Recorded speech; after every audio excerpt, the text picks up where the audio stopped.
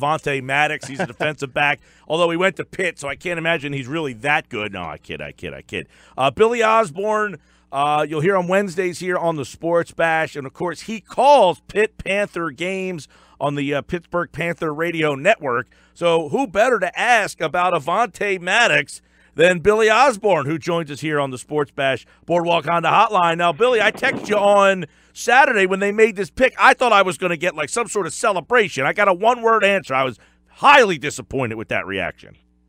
Well, two things. Number one, I apologize because I was in the middle of coaching a football game. So I was actually on the field, and I looked down, and I'm like, oh, my, I was actually wanted to call you. And number two, we have to talk about the backyard brawl and stop taking shots at Pitt when I can't even defend the Panthers. And my old roommate was A.B. Brown, I think I told you that, who ended up transferring from Pitt and became a Mountaineer.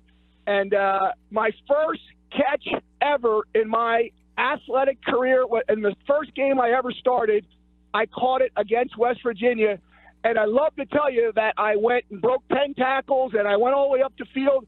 But I actually didn't break a tackle. I actually got tackled, and when I got tackled, I fumbled. So the first catch ever in my career was against West Virginia in a game that I started, and I fumbled. My only fumble in my career, but it was again the backyard brawl. Well, I got a text but message. There's more to that story. I got a text message here that says, Mike, give the Pitt guy a chance on the Eagles because we already know that the West Virginia guys on the Eagles have been bust. Now, that's not entirely true, but tell us a little bit about Avonte Maddox. Now, I saw Mike Mayock say that if he was taller, he has first-round pick, skill set, but the fact that he's 5'9" possibly moved him down. So you've seen this kid play a lot.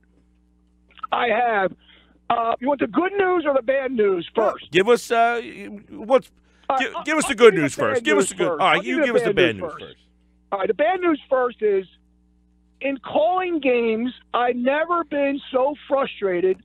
And I've never seen a cornerback get beat by deep so many times and repeatedly as Avonte Maddox for touchdowns.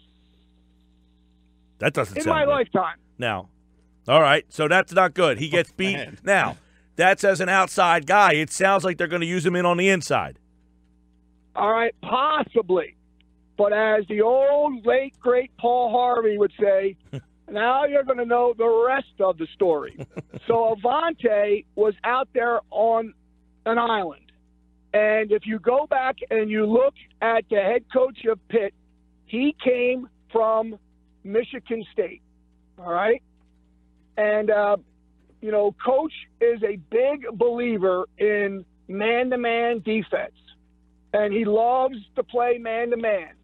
Now, when you are, as Coach Arduzzi was, when you were playing at Michigan, coaching Michigan State, and you had, Pro Bowlers and you had draft picks that could play man-to-man, that's one thing. But when you constantly are out there on an island and you have a young kid like that and a small kid like that who doesn't really understand how to play bump, that's a recipe for disaster or a recipe for the opposing team's fight song to be played multiple times every game. And that's what happened.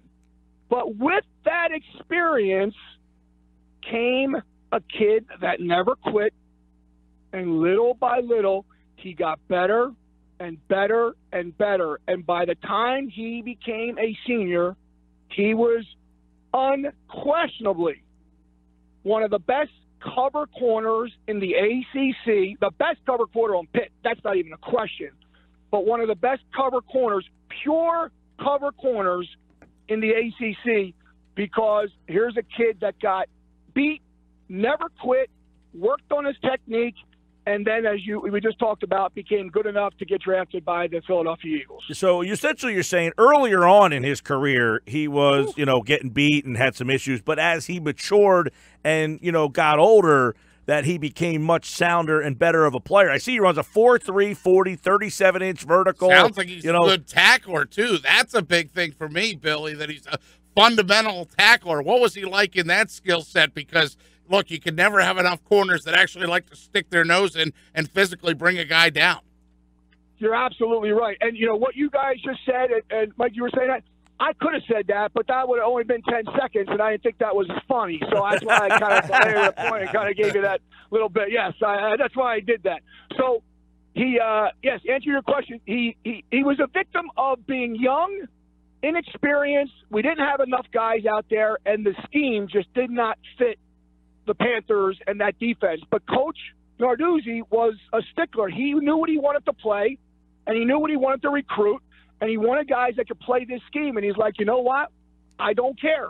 I'm going to let you out there on an island, and you have to have a short, memory, not attention span, short memory, and get out there and keep fighting. And I'm going to find guys who want to fight and who are willing to play this scheme.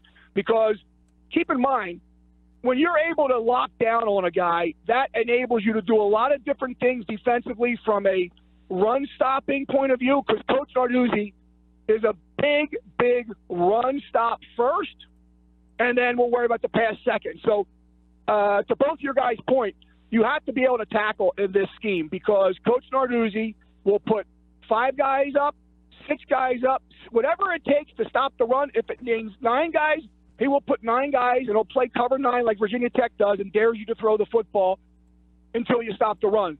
So that's why when you look at the Panthers statistics, they're like first or second always against the run. And then you look against the pass, they're usually last because he doesn't care. Not that he doesn't care, but his philosophy is that you got to beat us in the air. So Avonte became a great cover corner. And then Pete, just like you said, he is a vicious tackler and a willing tackler, especially for his size. Yeah, had 183 tackles, 13 and a half of them for loss. So, I mean, because they're looking for that slot corner, he's going to have to play close to the line. Yeah, Bill, do you see that he would be a slot guy in the NFL as opposed to an outside guy? Well, I think maybe early on he could come in against nickel and dime. I don't think initially he's going to be the talent enough to be a true lockdown corner, a.k.a. like a Darrelle Revis, another Pitt guy, or some of the, a guy like Asante Samuel who was a willing cover guy, but not so much a willing tackler. But I don't think he's going to be able to break the starting lineup, in my opinion, based on what I know about the Eagles secondary. So he'll have to come in on special teams and start the nickel or the dime. So when you do that, you do got to play the slot. And a lot of times the slot receivers are it depends on the scheme. You can either have the small, real fast guys, or you have the bigger guys. It just depends. But I do see him probably coming up inside because that'll allow you to have help over top, and you won't be exposed, at least initially. All right, Billy, we'll do more on the draft on Wednesday. Looking forward to that. Good to have the instant stuff on the Pitt kid, even though, us West Virginia guys are a little trepidatious about bringing one of you guys on board. All right, and Pete, let me just tell you this while Mike's not listening. So the rest of that story is the next play. I scored a 68-yard touchdown, which was the longest touchdown of my career, and we went on to beat the Mountaineers 48-16. Yikes! At Pitt Stadium, and I also threw a touchdown in that game. So anyway, don't tell him that. I'll explain that to him when I get there. And the last thing now, Mike and Pete, both you guys, is hail to Pitt. Oh, get out of here! I knew he was working up to it. I'll see you Wednesday. All right, see you guys.